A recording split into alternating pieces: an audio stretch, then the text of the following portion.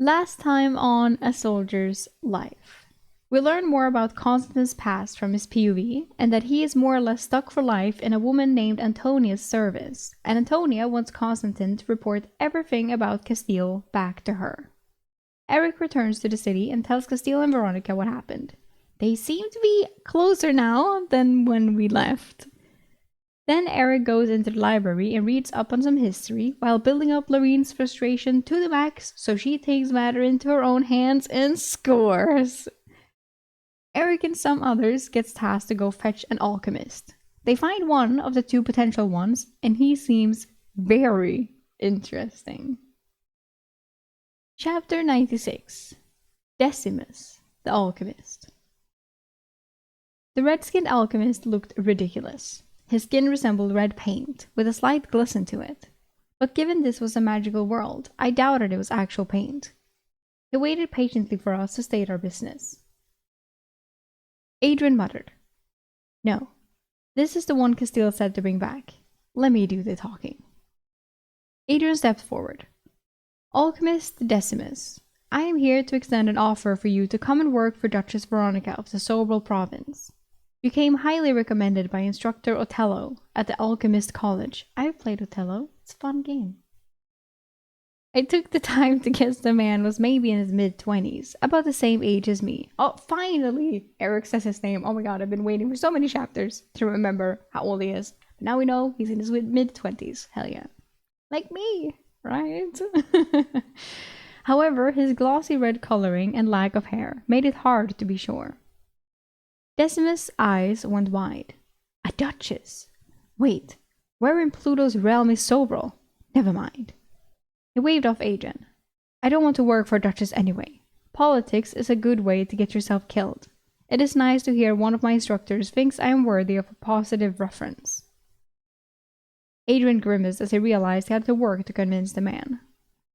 She's only hiring you to brew tier 1 potions. She's prepared to offer you housing within her citadel and 10 gold a month as compensation. Decimus appeared stunned at the offer and seemed to consider it. 100 gold a year did seem like a lot of coin, although for what potions actually cost, I guess it was not that much. Shit, I muttered to myself. I chose the wrong profession. I had not had the option to be an alchemist, but it felt like that needed to be said. Decimus looked torn. He turned around and ignored us while thinking. He checked on 3 separate apparatuses working on his potions. As he worked, he asked, "Where is Sobral?" There was a bite on the line, and Adrian knew it. Adrian responded, "About 300 miles northeast of here. It is on the banks of the Agantarao River." Agantaro River. How far from Parvis? Does it have a portal gate? Decimus asked while pouring a blue liquid into a yellow one to make a green mixture. He took a funnel and began to pour potions of the green liquid into the familiar test tube-shaped vials used for potions. 100 miles by road to Parvis. There is no portal gate in Sobral. Adrian could sense he was losing the alchemist's interest. What are you working on? A foot salve for healing achy feet and killing fungus. My own creation. Works on most muscle aches, but I advise it just for feet," he said proudly. Never knew people would pay so much just to not have stinky feet. The alchemist chuckled to himself. He addressed Adrian. No portal means rare ingredients would have to come by road. I chose Lorvo because of the abundance of ingredients, and anything not found locally I could get from elsewhere in the Empire through the portal. Adrian pointed at me. We have an herbalist with a dimensional pocket spell. He will be at your disposal to collect what you need. I gave a short wave and a half-hearted smile, not realizing I qualified as an herbalist, right? I was like, damn, new title. I was not particularly happy about being loaned out to serve as the alchemist's errand boy. Adrian motioned for me. Show him, Eric. I walked forward to a free space on the bench. I moved out the mushrooms and I had gathered when I left with Mavieth, and the rare ingredients the sisters in Sobral City could not use. Decimus immediately got interested. He quickly sorted the ingredients and mumbled to himself as he did so. He smelled, tasted, and spit. He snapped stems and crushed berries, checking their freshness. He eventually looked up at me, considering again. If you make this one my assistant, I will go with you. Oh, hell yeah. Legionnaire Eric has other duties he needs help with. While he is on patrol, he can gather your ingredients, Adrian offered. You are legionnaires, he said, studying us in our togas. We are not worn our distinctive red armor to meet with him. We are legionnaires from a mage company in extended service to the Duchess, Adrian confirmed. The alchemist looked at both of us. There is not enough incentive for me to relocate. The monthly coin, while generous, is still short of what I can make here. Adrian had been prepared for this. The compensation is for a quota of healing salves and lesser potions to be produced monthly. After the quota is fulfilled, the Duchess will only tax your additional sales at 20%. Is that including the Empire tax? Decimus asked, interested again. No. The 10% tax is still owed to the Empire, but the province tax will be 20% for you, half the standard for alchemists, Adrian explained. Suddenly, it appeared Decimus was teetering on the edge of accepting. And you can have use of Eric as an assistant 1 day a week. Wait, what? I asked. Agreed, Decimus added eagerly. When do we leave? Tomorrow morning, Adrian said, sounding somewhat relieved. That is not enough time to finish my current processes and pack all my equipment, the alchemist whined. The Duchess has ordered you in a Tier 2 alchemist set from the Alchemist College in Tella. You can still pack and pay to have this all shipped to Sobral. He indicated to the maze of glassware, burners, funnels, and ingredients. There is over 200 gold worth of equipment here that I paid for. He sounded a little outraged. Adrian was growing impatient and looked it over. Start packing now. Eric will take what he can in his space, and you can have the rest shipped to Sobral. He did not wait for a reply and left. Decimus turned to me. How big a space do you have? I looked around and found a wooden crate a little smaller than I was using to know when my space was full. You can fill this. It would only take maybe a tenth of his things. I asked, why do you need my help anyway? He was looking at the box and his setup, trying to decide what to pack. Your dimensional space is quite substantial, even better than I hoped. He started to disassemble one setup that was not being used. Alchemy is a dangerous profession, especially when you experiment with new formulas. They usually tend to explode. With you by my side, I can be more adventurous. The white-toothed grin on his red face made him look absolutely demonic. Great, I was a bomb disposal specialist now.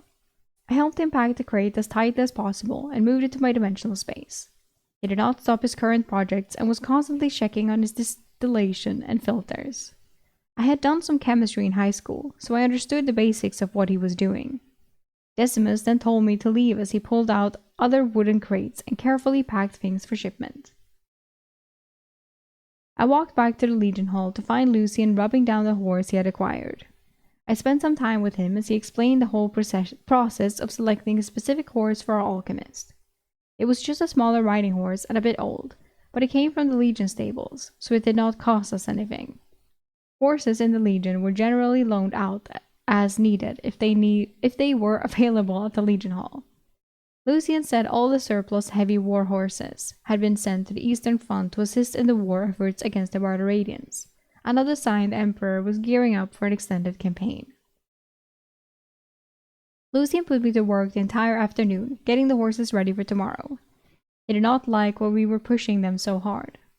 Even though we were traveling on easy terrain, almost always roads, the horses were losing weight too fast. Most of the work we did was changing their shoes. Lucian was a good farrier and liked to work on his own mounts even though this Legion Hall had a farrier. I was also getting pretty good, and the horses seemed to prefer me to Lucian. But maybe the horses just preferred me over Lucian because of all the apples I handed out. Probably. We all ate together in the Legion Hall that evening, and Adrian let us know what we had been up to for the day. With a rare smile, he added, The Countess of the city has paid us 50 gold to take the young alchemist off our hands. He was bickering with the old established alchemist in the city, and his shop frequently rang from small explosions. Wouldn't all of his equipment have been damaged? I inquired. He has a spell form to repair items. Oh, at least that is what the instructor at the college told Castile. He's supposedly brilliant, but reckless. The best the Duchess could afford. Adrian admitted, while cutting into some lamb chops. And I have to work with him, I said, slightly worried. Adrian let a grin escape. Green. You did say you had chosen the wrong profession. Maybe he can teach you to be an alchemist. For the rest of the meal, I had to deal with everyone saying that I would make a much better alchemist than Legionnaire. Blaze and Lucian even jokingly went so far as to put in orders for my future brews. The guy banter is the best shit ever. That night, I used my amulet in secret to start reading up on the Duchy of Tsinga to learn about the nation I was supposedly from. It was a very humid country, and there were a number of jungles where the taste wood was harvested from. It was an old empire, fractured from the kingdom of Caesinia long ago. The beast races were common in the lands, and the country was not as wild as the Italian Empire, which seemed to have claimed a massive amount of land, but lacked the military strength to tame it, because they were constantly fighting wars at their borders. My biggest hurdle from being from Tsinga was that they did not speak Latin there. I would need to either learn the language to keep my guys or purchase a translation amulet for the language. The latter option sounded much more appealing to me. I studied the maps and text and decided I would say I was from a remote fishing village near the city of Tsuenji. Tsuenji was 60 miles west of the capital of Wanoe, and its only exports were listed as fish and tastewood, which I learned grew only in jungles and swamps. There were many small enclaves of villages throughout the duchy. It seemed the city of Tsunje had absolutely nothing remarkable about it. Perfect. And its population was noted as under 5,000. It was highly unlikely I would ever run into anyone from that region. I was about to leave the dreamscape when I swore. I stumbled across the description of people from southern Tsinga. They were short, even shorter than Italians, and usually had darker skin. I just hoped we never run into someone from the faraway nation before I left the Legion. And Eric is huge. I exited my dreamscape. My head was clear, and I felt well rested, having not made any changes to the environment. I sent the amulet to my storage and slept for a few additional hours. In the morning we ate, saddled the horses, and went to collect Decimus in his shop. He was still packing. We all thought Adrian was going to yell at him. Instead, we all worked together to get things into crates. We had to wait another 2 hours as he contracted the crates to be shipped to Sobral. Adrian tried to show patience, but we all knew he was close to exploding at the alchemist's delay of our departure. It was well after midday before we were finally on the road. It also appeared that Decimus was not a very good horseman. Lucian spent all his time trying to help the alchemist get comfortable in the saddle. We had a 100-mile ride to reach Forgawa. Adrian reluctantly held the pace slow, knowing the poor alchemist was going to suffer from his first extended ride. As evening approached, we had only made it 15 miles from Lorvo. Adrian ordered our camp to be set on a small hilltop just off the road. I felt uneasy the entire time we were setting up camp and eating. The bemoaning alchemist was not my worry. He was liberally using his green foot concoctions on himself to alleviate his muscle pain from the 4-hour ride. Lucy and I were ordered to the first watch. The clear sky revealed the large blue moon, Neptune's tear, illuminating the area, and we did not requiring glowstones to see. A shrill cry cracked the night not 3 hours into our watch. We did not even have to wake Adrian and the others, as they were already stirring. Blaze asked, "What was that?" Adrian had his blade in hand and was adjusting his helm. He said grimly, "Nothing good. Lucian, get the horses ready. Blaze and Eric to either side of me." "What about me?" Decimus asked, pulling on his boots frantically. "Help Lucian with the horses," Adrian said impatiently. The woods down the hill and across the road cracked as something large broke large branches in its inevitable path toward us. It was going to be one of those nights. Oh no. Maybe it's an owlbear. I want it to be an owlbear. Chapter 97. Another giant. Ooh, another Mavieth? No way. The blue light of the moon lit the road below us. maybe a quarter-mile away. Creatures started scurrying across, fleeing the destruction behind them.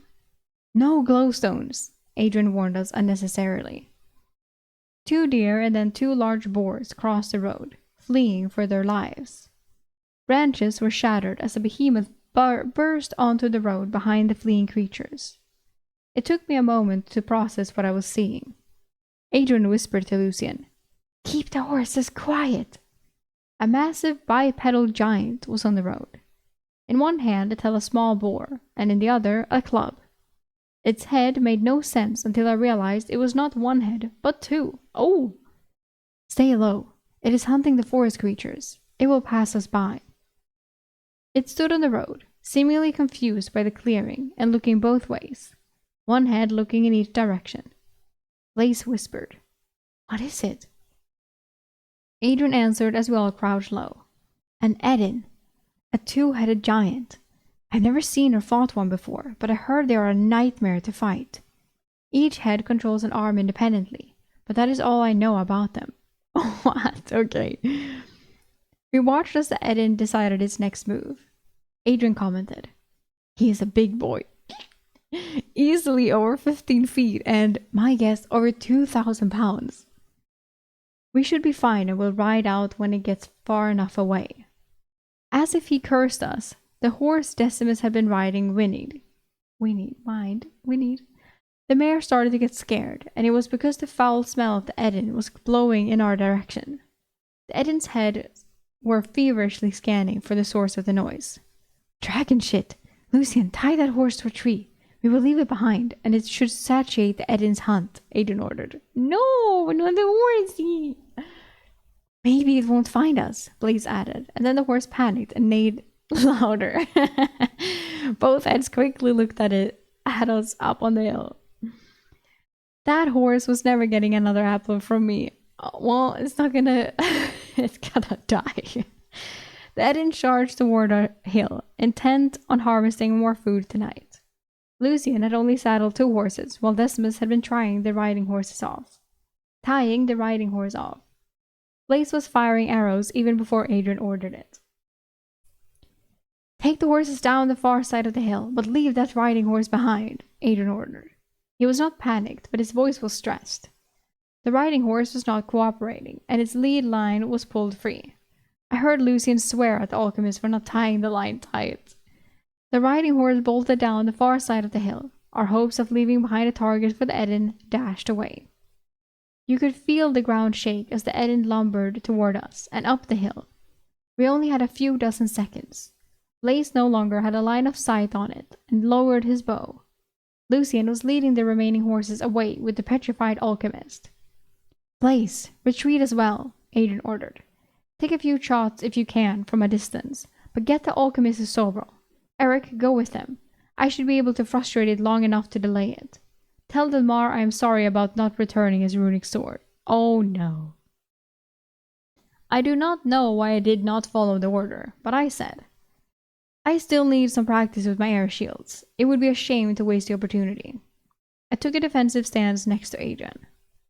I thought I sounded pretty cool, but Adrian just said, "Fool," and prepared himself. The trees parted in a cracking of branches and flurry of leaves, and the ground shook as the 2-headed giant raced up the final stretch. The giant was wide and had thick legs. Its ugly faces reminded me of the manticore and ogre. I did not have the time to think as it was about to reach us. "Back up. I will trip it with my air discs," I said, and Adrian nodded. I laid 2 air discs side by side about 3 feet off the ground. Adrian and I retreated, and the trap worked. With 5 arrows in its chest from Blaze, the Edin tripped in its run at us. I dove to my right to avoid the behemoth crashing down. Time seemed to slow for me. The left head focused on me and flung the boar in its hand in my direction. I was surprised, but it only took a thought and push of Ether to summon another disc in the path of the projectile. The limp boar crashed into the shield and halted its flight. The air shield broke, and the boar was a lot bigger than I had thought, but it never reached me. The massive Edin thundered into the ground, shaking trees. A wave of foul air hit me, and all I could think was that this was worse than the ogre. Adrian had already closed and slashed at one of the heads on his side with his runic blade. The head screamed in anger and panic as the creature swiped wildly at Adrian, who danced away. I did not hesitate to outline a box inside the creature's upper chest and move it to my dimensional space. I overcame a strong resistance, and my ether bottomed out. I was getting accustomed to the slight vertigo and losing all my ether. The Edin had been getting to his feet, and was currently on all fours. It paused. Both its heads were suddenly focused. The absolute opposite of focused. They were suddenly confused. It crashed back down into the earth, shaking everything again. Adrian was breathing heavily on the other side of the downed creature. "Did you kill it, or is it playing dead?" I asked with my spear in hand and kneeling behind the boar. Adrian said nothing and studied the creature. "I don't think it would play dead. It didn't seem smart enough." Minutes passed as we waited. Adrian offered. "Maybe the arrow's blaze got into his chest, pierced his heart when it fell on them." That sounded very plausible. "Blaze the giant killer then." I let out a relieved laugh. "You shared in the victory, Eric. Nice thinking with air discs." Adrian returned happily and finally started to relax.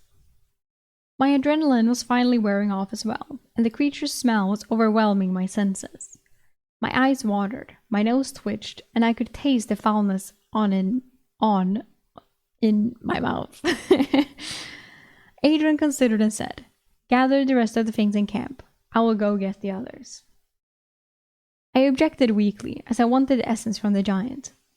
"I am fine with getting them. I am the scout, after all." "No, you stay," Adrian said, holding his nose. "You won't have to search the dark woods as a reward for helping kill the creature." It was obvious Adrian wanted to retreat from the smell, and it was no reward for me. I wrapped a bandana around my nose and mouth as Adrian hurried off, calling into the darkness in a moderate voice. Sure that he was gone, I produced the collector when I had restored enough ether, and approached the corpse. The thick stench came through the mouth covering. I placed the plate, activated it, and waited. Blue wisps of glowing smoke swirled toward the disc. A major essence formed in the moonlight, and I needed to use a glowstone to see that it was light green. I had thought the giant would yield a physical essence, but instead I had an essence for the mental attribute of perception. I considered adding it to my collection. I had consumed the second glossy black essence to enhance my ether channeling during the ride to Lorvo. I still had the minor essence of empathy, but was holding on to it in case I needed to sell it. The idea of consuming this green ball from something that smelled so bad made me hesitate. I got myself upwind and then let the spear dissolve in my mouth. I was holding my nose even though it was unnecessary. I suppressed my gag reflex and let the essence do its work. I had a slight brain freeze and my eyes ached for a time before normalizing. Things appeared a little sharper in my vision. I was not sure though, under the blue moonlight. Unlike the ogre, the Edin had clothes on. Not really clothes, but hides. He had a bandolier of pouches now trapped under his body, except for one. I collected everything in the campsite, sat upwind of the creature and waited. It had been almost 2 hours before they returned with the horses. They also caught the riding horse that had escaped and alerted the Edin to our presence. Oh, damn. We quickly packed the horses, and before we left, I asked Adrian, "Are Edin normal in the Italian Empire?" "No, they are from another continent. If I had to guess, then this is another summoning by the Barbaradian mages. They are trying to disrupt cities and roads as much as possible to draw the legion companies from the fronts. When we reach Forgabwa, I will report the killing." "Should we search the pouch?" I asked, pointing it out. Adrian took out a glowstone as the moon had waned from the night. He approached, covering his nose. He took a belt knife, cut it free, and dragged it to us. The horses were already antsy from the smell, so we walked the distance away before opening the sack. "Probably made from the stomach of something it killed," Adrian noted. He cut the bag open rather than work the cord that cinched it shut. Cinched? I was expecting chunks of meat or bones. Instead, a myriad of colorful gems spilled from the bag in the light of glowstone. Ooh! Gemstones! The alchemist, who looked sick for most of the encounter, moved in, immediately interested. He smelled strongly of urine. Oh, and I assumed he pissed his pants. Oh my, no! Ugh. He started going through the pile using a glowstone. Uncut and raw stones. I use a few in my work. Let us see, some amethysts, citrine, and garnets here. He sounded disappointed. Ah, this is an emerald, I believe. He held the glowstone behind it to confirm the green color. Adrian was done waiting. Blaze, pack it up and load it all on the horses. The alchemist put the emerald down and reluctantly let Blaze collect the stones. My guess is the Eden liked shiny things. Some species of giants have the mentality of children. Or a bird. We will let Castile decide what to do with them. Some decent stones in the bag. I'm not a jeweler, but maybe 200 or 300 gold there, the alchemist offered hopefully. The yellow citrine are of some use to me in my alchemy. The others, not so much. I use ruby and sapphire dust mostly. No one was listening to his ramblings as the wind shifted and the Eden smell came to us. I love that they hate him. Should we search other pouches under its body? I asked reluctantly. Adrian looked, considering. You're welcome to it. Anything recovered would be yours. I think I will pass, I said, remembering the stench that Matteo had for days after the ogre. Lucy and Blaze were not as reluctant and took up Adrian's offer. I would do it as well, like what if Eric? Please. They worked under the light of the glowstones while we moved a safe distance away. Since everyone else was awake, I took the time to get some sleep, spreading my bedroll on the ground. I was awoken by a soft kick to my boots. Eric, we're heading out. The sun is coming. Adrian stood over me. I sat up to find Lucy and Blaze still working, covered in gore. Did they find anything? I asked while rolling up my bedroll. Adrian nodded. Another sack filled with merchant silver bars and coins. They think there might be a similar sack of gold and have been going hard at it the last hour. Guess I missed out, I said, unconcerned. Well, they plan to share it with you. Aww! After all, you were the one who stayed behind to help me find it. Adrian called to them. 20 minutes and we ride out whether you find it or not. And you ride 20 yards behind us because of the smell. We waited an hour after sunrise until they finished. They had cut the Eden's arms and legs off and rolled its torso. Oh, okay. The other two pouches had rotting meat in one and white ivory fangs in the other that the alchemist thought were from a species of large cat. They were disappointed there was no gold. Still, they had 60 gold worth of silver, almost 38 pounds in merchant bars and coins. Blaze noted from a safe distance. It was a lot lighter than I thought it would be when we rolled it.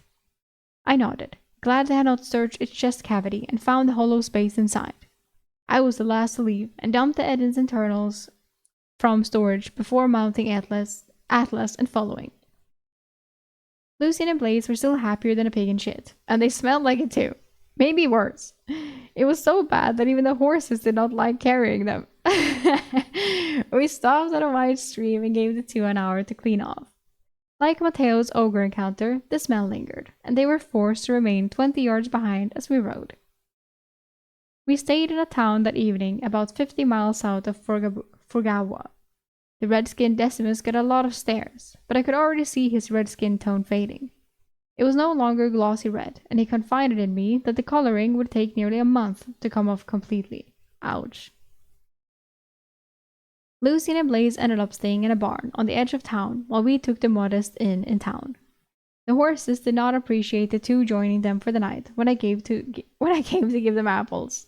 I even gave an apple to the Decimus riding mount that had almost gotten us all killed. Even though he said he wouldn't, Eric is too nice. My forgiveness lay in the fact we lived, and I got an essence from the Eden. I had my own room in the inn, and the bed was relatively comfortable. I put on the amulet and spent my time in the dreamscape, divided between studying the 3 books on Tsingya and working on my spell form for the time affinity. We made the 50 miles to Furgawa the next day, pushing the horses and Decimus' aching body. I could see Decimus regretting his life decisions as he ran out of potions that relieved achy feet and killed fungus. Still, he mentioned he would rather be in a city tonight than have another night encounter with the giant Eden.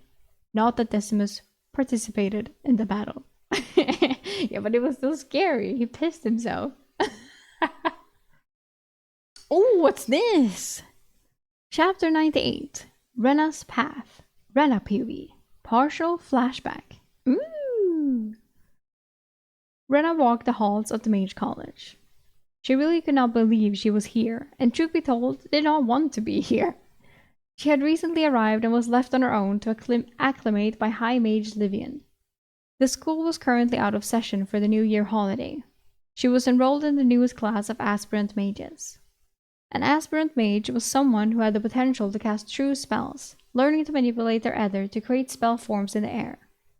They also needed to have demonstrated spell forms for at least one affinity. Once she cast her first true spell, she could be called a mage. There were two higher classes of mages, a master mage, who had demonstrated mastery over multiple spells, and a high mage, whom the Emperor raised from their unparalleled mastery of magic and a specific affinity. She had spent the last 5 months working with high mages to help inscribe her spell form on her ether core. Now that she had all 4 of her powerful spell forms, she was to attend the Mage College in hopes she would realize the ability to cast actual spells. She had sufficient potential in her attributes, but that still did not guarantee it would happen. Her spell forms made her powerful on her own, even if she never learned to cast true spells. She flashed back to when she found out she had high affinities. When she was 15, she had been too ill to travel to the city for the tablet testing. She should have traveled on her 16th birthday the following year, but her mother lost her sister in childbirth, and she missed it again to comfort her mother. Then everyone seemed to have forgotten she had never been tested after that. It was rare for someone to have enough potential to be a mage, so she had dismissed the possibility herself. Back on her 11th summer, Rena had been apprenticed to Helena, her town's only basket weaver. She spent her mornings learning the different basket weavings and honing the craft. During the afternoon, she was sent to harvest materials, mostly flax and bulrush. Wasn't Helena the name of the legionnaire that Eric was with? Well, there weren't legionnaires yet, but like in the training camp or whatever the fuck, like the first place they were at. Wasn't she named Helena as well? The one that was nice? That none of the guys liked? Harvesting 2 large bundles never took more than 2 hours if she was motivated, giving her time to relax. Her favorite pastime were swimming, collecting river stones, and talking to Byron, the shepherd, as he tended to his sheep. Byron and she would be married as soon as he could build a house and obtain a flock of his own. The small, smooth river stones she gathered every day would one day line the paths of their house. A few years after her 16th summer, she had been cliff jumping at the swimming hole just outside the village when she wondered what it would be like to really fly. Shockingly, it happened on her 8th jump of the morning. She had closed her eyes, expecting to hit the water, but never did. When she opened her eyes, she was 30 feet over the pond. After that, learning to move freely in the air had been exhilarating. She kept it a secret, not wanting to be called to service in the wars the Empire was constantly fighting. She was caught by the miller's son when she was flying low over the trees a few weeks later. He had been jealous of Byron and her relationship and reported her ability to the magistrate. Soon a tablet was rushed out to test her, and the magistrate was shocked by the readings. Rena was a powerful elementalist, having powerful affinities in the 4 elements and also in nature. She was sent immediately to the nearest city to serve the Empire, as all citizens with potential were. She spent 3 weeks waiting under the Count's care to learn her fate. The Count doted on her, and she lived in luxury, every need attended to by a half-dozen servants. She was finally told she would receive the highest level of training to imprint her spell forms before being sent to the Mage College in the capital. She was also to be wed to one of the Emperor's sons, although no decision had been made on which one. 3 days later, an old and wisening-looking mage came to collect her and train her in her first spell form. Master Mage Dacian was not happy to train her, and he made that clear. A farm girl with no common sense been giving power beyond comprehension. If the Emperor did not ask me personally to train you, I would not do it. Yes, Master Mage, she said respectfully. She knew not to correct him and tell him she was a basket weaver. Well, I will get you started on your path, and you can ask me questions in the evening. You are lucky, as earth magic is the strongest of all the common affinities. You're going to learn a powerful spell form that will allow you to compress the earth into stone. This can be used in hunting monsters, building fortifications, and also in building some of the most impressive structures in the Empire, he explained during their first meeting. That is going to be my job, building things for the Empire, Rena asked her first mentor. Ha! No. But you might be asked to help here and there. I hear one of the Emperor's younger sons needs a new wife. Once you complete your time at the Mage College, you will bear him children in hopes the affinities you carry will transfer to them, the gruff old mage said. I was to marry Byron, the shepherd I grew up with, Rena responded hesitantly. She was not naive and knew she would probably never see him again, as her fate had been stolen from her. High Mage Dacian laughed at her.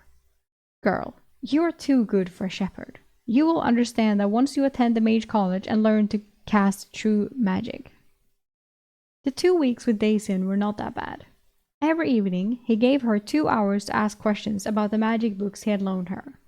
He also had her focus on the spell form for compressing earth and stone. He came to her one morning. Come, girl.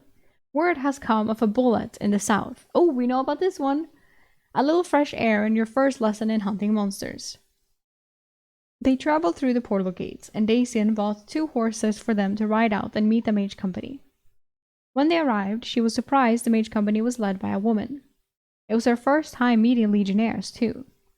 The legendary defenders of the Telian Empire looked impressive in their crimson armor. Besides being fit and muscled, they seemed like normal young men she knew from her village. She was bunked with 3 of them, Felix, Matteo, and Eric. They joked with each other, and Eric showed interest in her magic. He was a foreigner and was struggling to learn Italian script, so she read to him, and they spent time together. He was friendly and nice to her, not at all intimidated by her powerful potential. They rode out to fight the bullet, and Rena was afraid the entire time. Dacian thought battle was the best way for a spell form to be forcibly imprinted. He would make sure she had her chance to be put in harm's way. At least she could fly. A bullet could not, according to the mage, but he warned her it could jump really high. When they found the bullet already dead, Master Mage Dacian was angry but did not show it.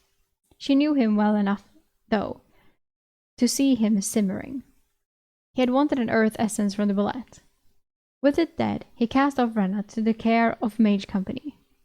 Go and learn some leadership skills from Mage Castile. You may be expected to command legionnaires one day. Then he was off, riding back to his research and to practice his spellcraft. She liked being with the Legion Company much more than Dacian. She even felt they liked her and were impressed with her flight ability. They searched the mountains to find griffins and locate a lost baron's son. Her new friends, the weird foreigner Eric, the young Felix, and clumsy Matteo, treated her like a sister.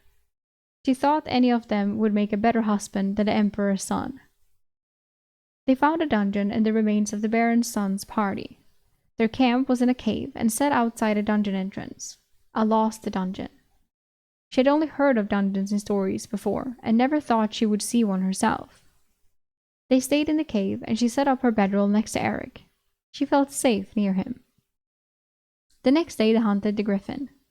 The beast was not far, and she watched Mage Castile down the creature with her shadow chains. She was impressed. Mage Castile commanded her magic and men with poise and confidence. One day she wanted to be just like her. A second griffin fled with its clutch of eggs. The griffin was harvested, and she watched the legionnaires cut the corpse into pieces fast and efficiently as they soon smoked and salted the meat. Rena watched from the side as they worked together and marveled at the comical interactions and efficiency. A few men were sent into the dungeon, returned quickly, and met with Castile and her 2 leaders. Adrian and Delmar. She liked Adrian, who had an innate charisma to him. Delmar, not so much, as he was uptight and always on the men about supplies. Eric returned with the scout, and he had a griffin egg. The entire company rejoiced as it would be a big payday outside of the normal wages, and there could be a reward for finding this dungeon. The mood was incredibly celebratory. But Castile had decided to explore the dungeon and see if anyone was alive inside. It was very unlikely, but they decided to look. Eric, the young legionnaire, had been selected, and she was worried for his safety. She knew from stories that dungeons were places where powerful monsters resided and contained dangerous traps. He could be dead in just a few hours, and she would never see him again. It would be like losing a friend she had not gotten to know yet. She panicked when Eric did not emerge with the others. They found Justin, the Baron's son, but at what cost? The scout, Constantine, she thought his name was, told her, "Do not worry, the boy is alive. He's just a bit slow." Thankfully, Eric emerged last, and she was relieved. The walk out of the mountain was awful. Justin Cicero was a terribly selfish person, and the tension he caused was felt throughout the company. It was so bad that Mage Castile sent a few men with him to deliver him to a city while the company traveled north. Rena was to accompany them and make her way back to High Mage Dacian. The trip was unbearable. Justin was constantly complaining, and the Legionnaires humored him. She learned the secret plan was to return as slowly as possible, so Castile could report the dungeon before Justin to the Adventurers Guild. She hoped they succeeded in the ploy. At least she got to spend more time with Eric on the ride, just in the evenings when they were setting up camp. It was an adventurous ride, to be sure. They fled a troglodyte, avoided a trent, and saw other creatures in the distance during their ride. She was happy to see the safety of the city walls of Orveo. Justin immediately abandoned them in disgust, and she knew he would get some revenge on Castile in the future. The man was too spiteful not to try something. Before leaving, she told Eric, "I hope our paths cross again. Remain safe in your travels." She really had meant it, but doubted she would see the foreign legionnaire again. He would either be dead, or she would be walled up in a citadel and married to one of the Emperor's sons. Only a week later, under Dacian's guidance, she imprinted a spell form for compressing earth to stone. Dacian seemed more pleased with himself for getting her to learn it than her actually learning it. "You will be visiting High Mage Sina. Sina? No. She's a competent fire mage and has the favor of the Emperor. Make sure and tell her how superior my training was compared to hers," he said with an arrogant smile, trying to be funny. "Yes, High Mage Dacian," Rena replied dutifully. She left, thankful her time with the condescending mage was over. The trip to join Master Mage Cinna was quick. 1 portal and a 3-hour horse ride. High Mage Cinna was tall for Italian, standing over 6 feet. She was also a baron of a small legion in the north of the empire on the coast. Her estate was humble, located in a modest fishing town. Rena was confused, as it was not what she expected from one of the empire's most powerful mages. Cinna appeared middle-aged, but that did not mean much for the favored ones of the emperor. There were rumors of a powerful mage in the emperor's service that could halt a person's aging. "Welcome, Rena. My servants will see you settled, and then we can talk." Cinna waved to a servant who directed Rena to follow. The room was in a small wood and stone tower on the estate, and had a view of the ocean. The bed and furniture were exquisite, and everything about the room told her a young woman used to live here. Maybe Cinna's daughter in the past. She made herself at home before she was summoned to dinner with Cinna. She quickly changed into her only set of clothes, which were clean but not up to the standard of the nobility. They were the only two at the table, and much of the food was harvested from the sea. Cinna explained each dish: giant crab and clam stew, rainbow salmon, and kelp salad. Everything was good except the salad, which Rena found overly salty. She preferred when the kelp was used to wrap rice and meat into rolls and then dipped in a variety of sauces. With dinner finished, Cinna gave her first lesson. "Fire is the ultimate elemental affinity, Rena. Fire can destroy, create, or protect. Fire gives heat in the winter to keep the people alive, and the sun's inferno spreads light to grow the food we eat. Fire, unchecked, can erase cities and melt flesh. You need to decide how we will use this most powerful gift," Cinna advised her with a motherly seriousness. "Yes, High Mage," Rena said obediently. Cinna frowned. "Fire is power. You need to decide how it is to be used. For your spell form, I have decided to let you choose. I was ordered to have you imprint the spell form for Wave of Fire so you can assist on the battlefield. But the fire is subservient to no one. You must choose your own path. You have 4 weeks to choose and imprint your spell form. Then I will send you on to High Mage Livian to learn your water spell form." Rena studied and thought long and hard about her path and her fire affinity. Cinna was definitely not what she expected. Cinna was firm, but let Rena make her own mistakes and never talk down to her like Daisy had done daily. She enjoyed her time on the coast, and the salt air was refreshing. Even the salty kelp salad grew on her after enough meals. It only took her 3 weeks of study and effort to imprint her spell form. She thought it was powerful and useful. It was called Consume Flame. Sounds powerful. It was only a mid-tier spell, but her high affinity gave it a range of almost 50 feet around her.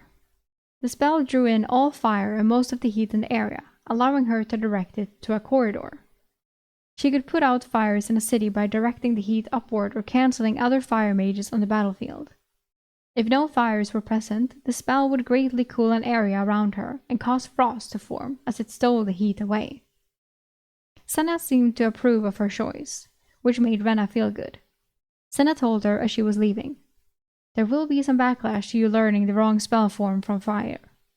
She smiled reassuringly. "Just tell them that I directed you to learn Consume Flame. I will take all the heat for the decision." Haha, all the heat, because she's a fire mage. So funny. Her plain words made Rena smile. Oh, literally.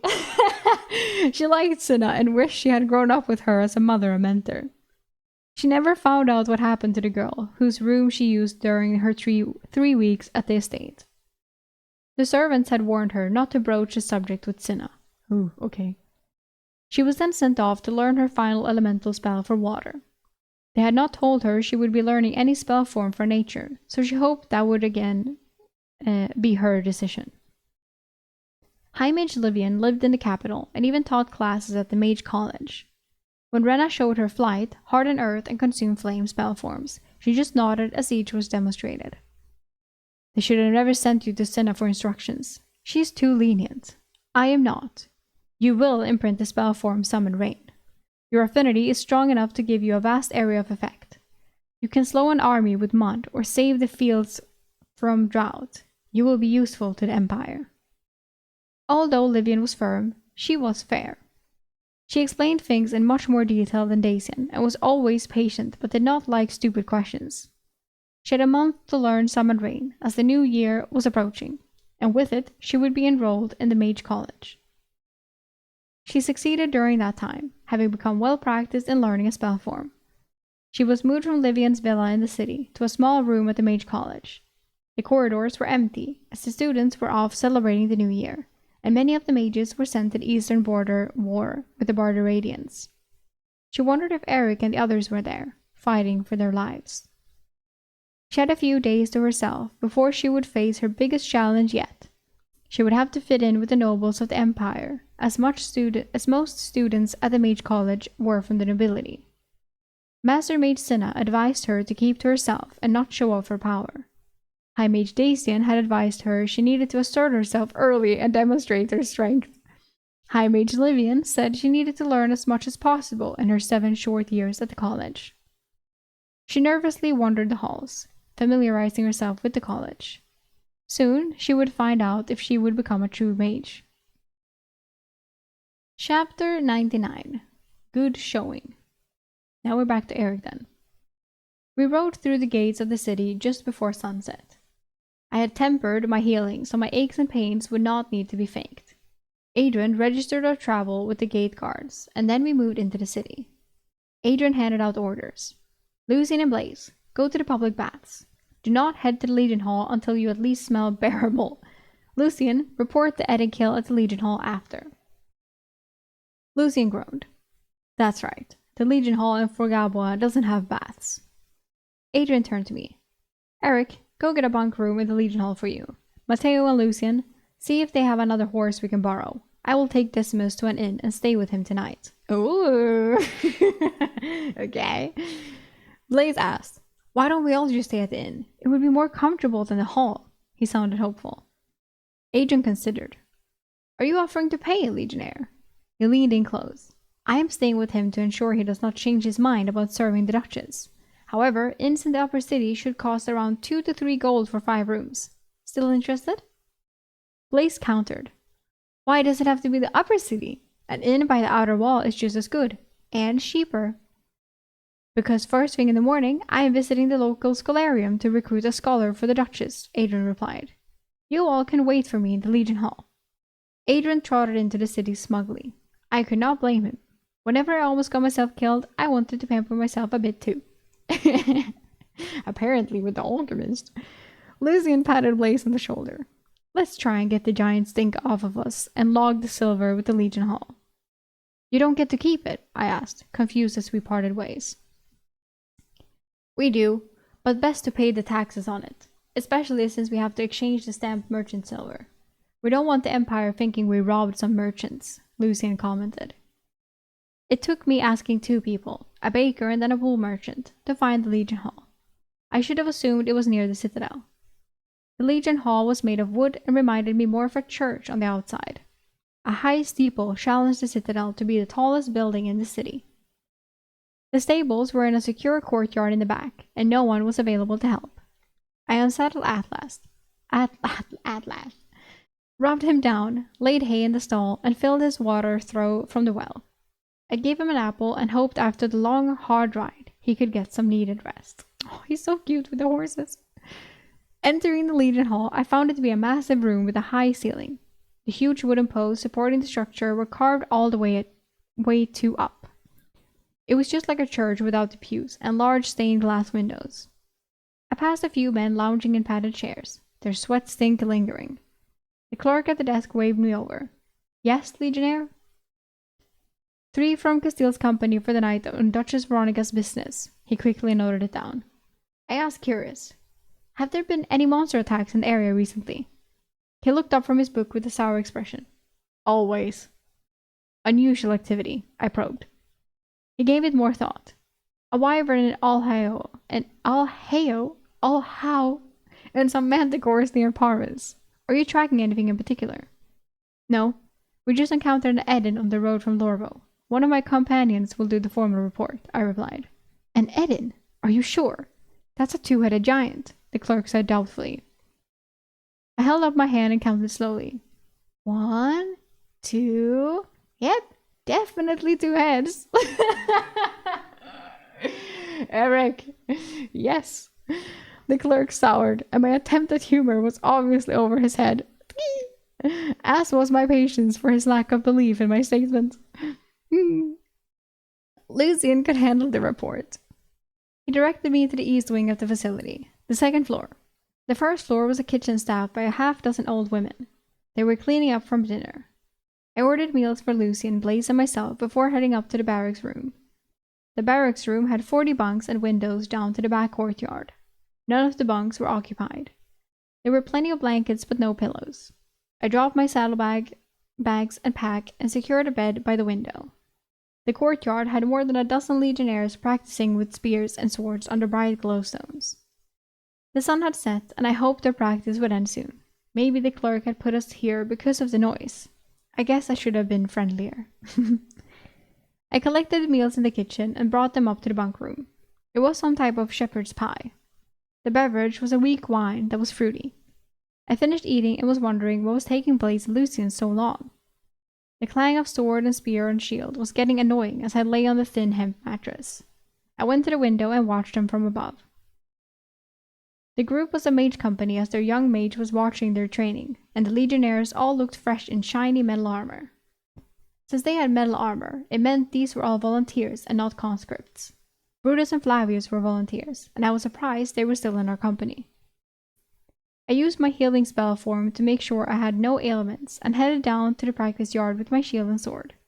I considered heading to the baths, but would wait until Lucian and Blaze arrived. 20 legionnaires and the mage commander were spread out in the yard. One of the lieutenants approached. Legionnaire, are you here to train? I thought that was obvious, but I nodded. We are passing through on an escort mission for a duchess. My companions are on the baths, and I cannot sleep with all the racket. He looked up at the barracks window and back at me. He spoke softly. Sorry about that. Mage Sylvester is new and was assigned to this city after 2 other mage companies were pulled for the eastern border. He does not have a lot of experience. I am Javier. Xavier. He extended his hand and we clasped wrists. He turned and indicated the company. The other lieutenant is Solomon. Solomon, dude, it's a fucking Digimon. We were both assigned to the new mage, and he has us training the men non-stop. He doesn't understand half the things we fight are not human. I am Eric. Can we spar then? I asked. I was more interested in adding more variety to the Dreamscape amulet. He grimaced. I was a sword champion of my Legion class 6 years ago. Perhaps you would prefer a less experienced opponent. No. I applied the wrap to my blade. He just nodded and did likewise. I noticed his blade was too shiny as he wrapped it, so I assumed it was an artificed blade like Adrian and Constantine's.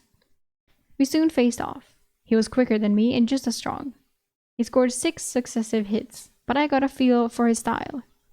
He then completely changed his style, a grin forming on his face. I grew up in a count's household. I have held a sword since I was 5. He deflected my blade with his shield.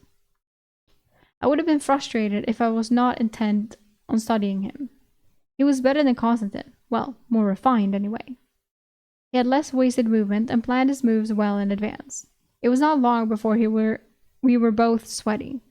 I could see he was tiring, as the one advantage I seemed to have was superior fitness. Xavier paused the exchanges to get a drink. Don't you ever slow down? He drained his canteen. I only picked up a sword for the first time 7 months ago, I replied, taking a ladle of water nearby. 7 months? Never would have guessed. You are better than everyone here, with the exception of Solomon and myself, Xavier complimented me. 2 of his men overheard and disagreed. Let us have at him then. Why keep the conscript all to yourself, Xavier? I shrugged and faced them. If I defeat you 2, then let me train with the master swordsman. The first man telegraphed his attacks as clear as day. I easily blocked his attack with my shield and knocked his forehead with the butt of my sword.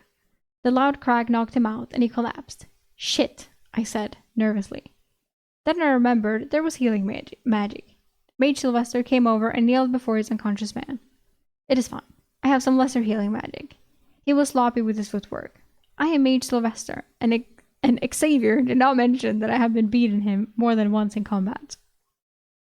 You are a fair swordsman, Mage Sylvester, but without your magic tricks you would lose to me every time, Xavier countered his claim with a grin. Sylvester healed the concussion, and the embarrassed man walked away. The other man did not seem willing to challenge me anymore. Really? I was enjoying watching you 2. The conscript is a fast learner. Did I hear you say 7 months? The mage commander questioned. I answered, yes, but I have some competent teachers in Castile's company. Sylvester looked surprised. Mage Castile. Heard about her humiliation in Matcha, though I cannot say I'm sad to hear of Durandus' death. Ooh. I held my tongue in defending Castile, as I was not sure how the mage would respond. Durandus got himself killed. Castile had nothing to do with it. I have no contention with Mage Castile. Who are you escorting for a duchess? Sylvester inquired. Who are you escorting? You must have a spell form for listening, I surmised. He had been on the other side of the courtyard when Xavier and I had talked. The mage put on a genuine smile. How observant of you. Xavier took almost a week to figure it out. Please continue with the swordplay. He stepped back and did not press the issue of who I was escorting for a duchess. I was glad of that, as this was the first time I interacted with another mage company.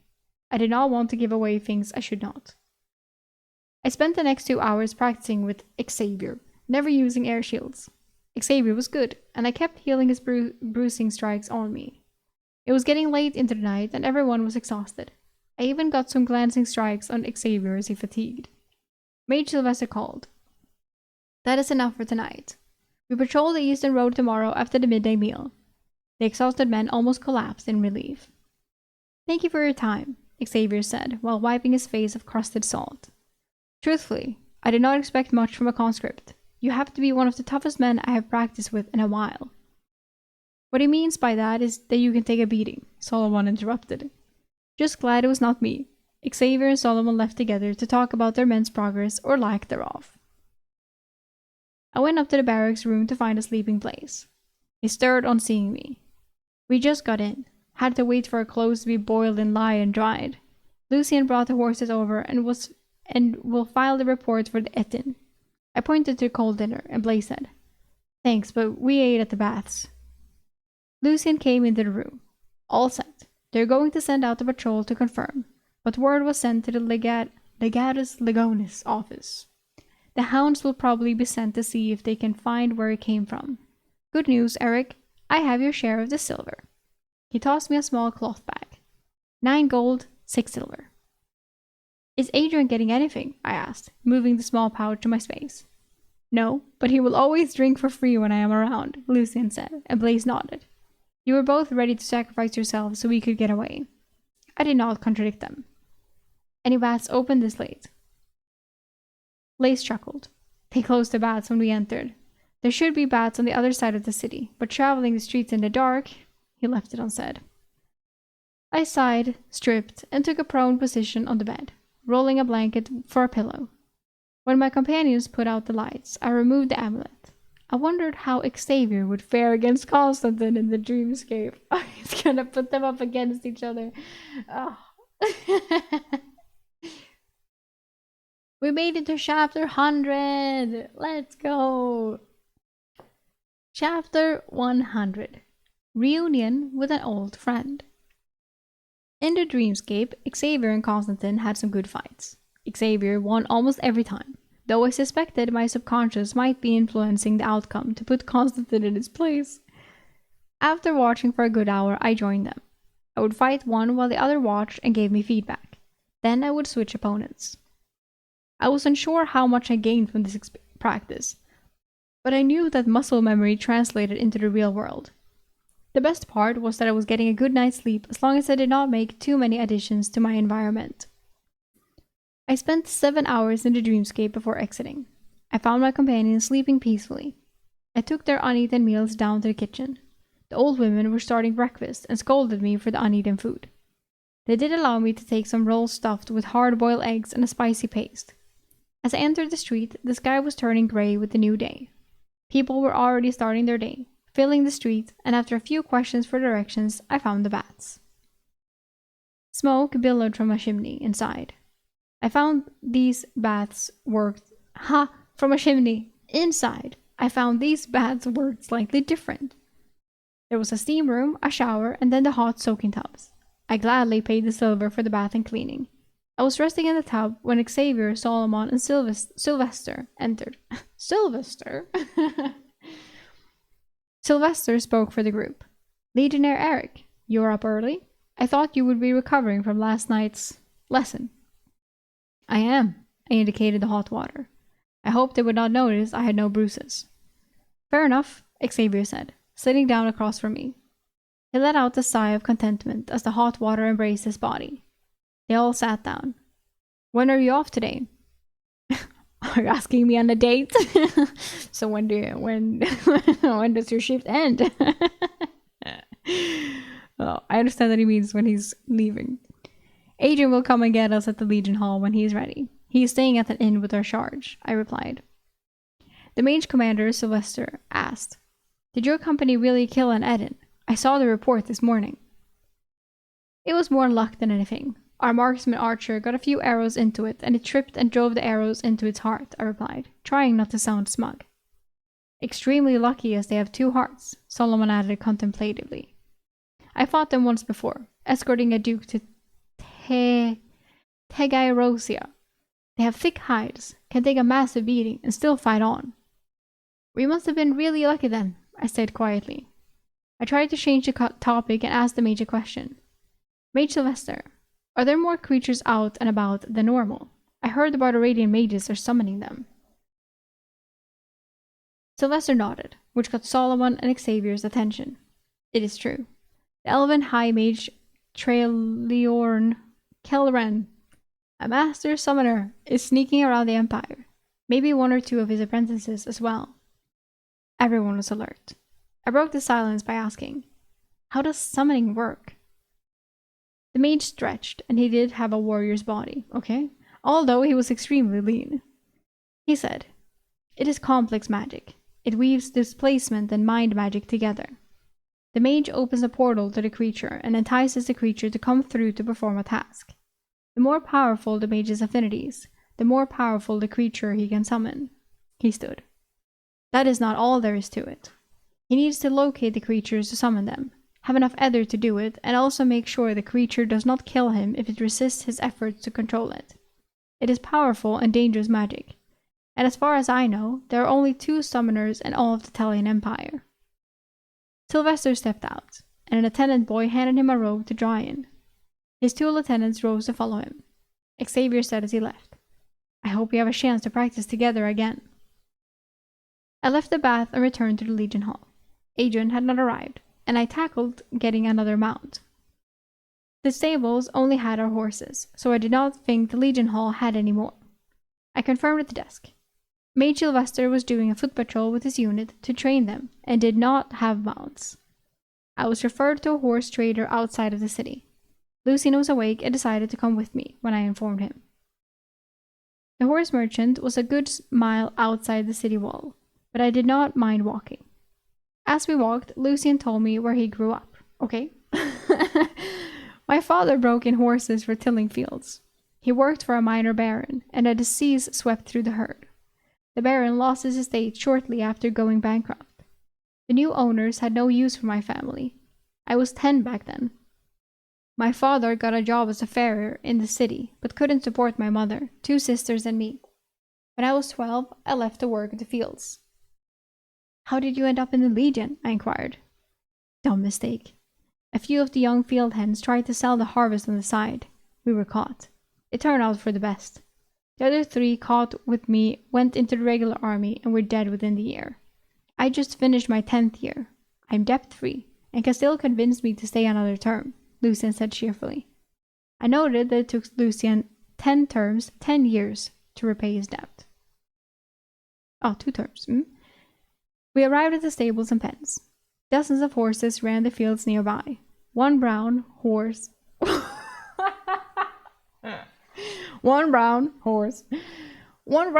darted toward the fence and started neighing. It looked familiar. I walked toward the mare, and I could not believe it. "Ginger!" "Ginger! Is that you, girl? What are you doing with a horse trader?" "Lucien, I thought she was a Legion horse." "She was. Look at her hindquarters," Lucien said as Ginger aggressively nudged my chest in greeting. 3 long, deep scars were prominent. The horse trader, a middle-aged man, approached us. "She just healed, but some muscle damage. Legion traded her to me, and I will be foaling her next month. Oh, Ginger babies. She cannot run well, but is strong, and will be a good brood mare for a few years." I asked incredulously, "Why not get a healing mage?" I produced an apple into my hand and gave it to her. Lucien eyed the apple suspiciously, but I could have easily taken it from the kitchen. She munched happily on it. The horse trader answered. "The Legion did not care enough, I guess." "How much?" I asked. "Eric, she will not be able to keep up," Lucien noted.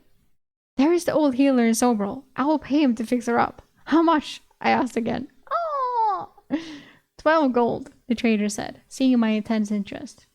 Lucien scoffed. 12? Try 5. "She's a trained Legion warhorse with a great temperament," he retorted. I let Lucien bargain for me as I fed Ginger 2 more apples. The final cost was 6 gold. Damn, from 12 to 6, half price, which was good as a battle-trained horse would go for over 40 gold. Lucien inspected the scars, and it was as the trader said. As the trader had said. They were deep and had been healed with some healing salve, closing the wound but not repairing the muscle. Lucien got a riding horse for the scholars as well for 5 gold. It was a little more than he wanted to pay for a nag, but the mare only needed to make it 200+ miles to Sobral. We stabled the horses at the Legion Hall, and I gave each an apple. Lucien asked, perplexed, "How many apples do you have in your space?" I might have been too liberal with them in front of Lucien since leaving Sobral. "I added a few yesterday, but I have just a few left now. Most of my space is crammed with Decimus equipment." He nodded, but I think he was suspicious. I rubbed down Ginger, and she enjoyed the familiarity of me caring for her. We waited for Adrian in the barracks room. Lucien and Blaze started playing a dice game, and I watched, trying to calculate the odds. Adrian walked in just before midday. "Get the horses ready. We will be leaving after the midday meal." Lucien stood. "Adrian, do you have a moment?" Lucien walked over to Adrian and they whispered for a bit. His space, he has so many apples. Like, what the fuck? He has so many apples. Like, really many apples. Did you see how many apples he has? He has so many apples. Adrian looked over at me twice during the conversation. Yeah, many apples. Yeah, I've also seen many apples. Finally, Adrian turned and left. Lucien came to me. You can keep your horse, Eric. If she cannot keep up, we will be leaving her behind. He winked conspiracially. The nag I bought for the scholars should be fairly slow, though. He patted my shoulder and started collecting his things in the room. Lucien was a good man. We met Adrian and our new traveling companion in the stables. The scholar was an older man and seemed rather frail, as if he had never exercised a day in his life. I did not know how he was going to ride over 200 miles to Sobral at our pace. Adrian seemed to realize this as well. When we were finally on the road, the scholar seemed to be a competent rider and at ease with the saddle. A few miles later, he was beside me and introduced himself. I am Scholar Fabian. Legionnaire Eric, Scholar, I replied. I have not been riding for a few years, but the memory returns quickly, he said with a smile. I am actually looking forward to this assignment. Ancient Elvish riding was always been a passion of mine. I wanted to travel to Essenheim, but was always worried I might be considered a spy while I was there and one here when I returned. He laughed at his joke, but I did not think he was jesting. Yeah, me neither. What joke? There are a number of books from Kaelora in the Duchess' library, I said. So I am told. That is why I am making the trip. He shifted in his saddle. Did you know there is actually only one Elven dialect and written language? It has remained unchanged for thousands of years, although the calligraphy has changed with time. Can you believe that? Over 15 human tongues are spoken in Destia, and just one Elven, even though there are 3 different Elven races, he said excitedly. It probably has to do with the standardized education system. If all the teachers teach the exact same thing, then it will propagate without variation in the language, I replied. Scholar Fabian's jaw would not work as he digested my words. I figured I had said too much, but I thought it was obvious and wanted to sound smart. I broke the stupor of the scholar. Is the Elven tongue complex? What? He said, distracted. Your observation is remarkably accurate. The Elven scholariums are remarkably more structured and a lot more strict than Italian. Most children in the Empire are taught for only a few years before their education is ended. Most cannot even read efficiently. Elves are taught for 20 years or more. I just nodded and let him continue to talk about the shortcomings of the Italian education system for the next 2 hours. My question about the Elven language was now buried in the scholar's exposé. I was able to hand him off to our red alchemist, and they got into a deep discussion about the origin of the names of herbs used in alchemy. I got to ride next to Adrian. That scholar loves to talk. Hopefully he is what Castile wanted. Adrian mumbled to himself. He looked at me. What do you plan to do with your horse? We don't always ride, you know. I was stumped as I had not thought that far ahead. I'll put her into my spares. I felt connected to Ginger and did not want her used by the horse trader as a breeding mare. I also wanted to see her healed. Adrian interrupted my thoughts. Well, she should be able to keep up. We will make Sobral in 6 days. It's a day later than planned, but there is no need to press. The alchemist is the one slowing us down. He is in rough shape, and I think he might cry if I ordered a gallop. Scholar Fabian may look frail, but he used to be a messenger rider for the army when he was younger. I suggest you do not ask him about it, or he will spend hours retelling his youthful glory, Adrian said, obviously recalling a conversation he had with the scholar. After a few minutes, I asked, how rough will the ride be? Not very. This is one of the old trade roads before the portals, and is still heavily used. There are still dozens of towns along it. We should be spending more nights in an inn. Maybe not the luxury accommodations you normally seek, but better than being outside. He smiled, knowing my penchant for being clean. I also think he felt good about his assignment almost being done. A few hours later, dark storm clouds appeared overhead, and it started raining buckets. The packed clay and dirt road quickly turned to mud. The rain was so heavy that visibility was limited to a few dozen feet. I think Adrian had just jinxed our easy ride back to Sobral. Okay. We have Ginger! What a fucking surprise! Holy shit! Ginger is back! I wonder what he will do with her. Imagine if he puts her in his space at some point. That would be sick. Absolutely crazy. I don't think he will. Like, someone has to take care of her at all times. Like, she has to be at a stable or something. Interesting. We will see next time.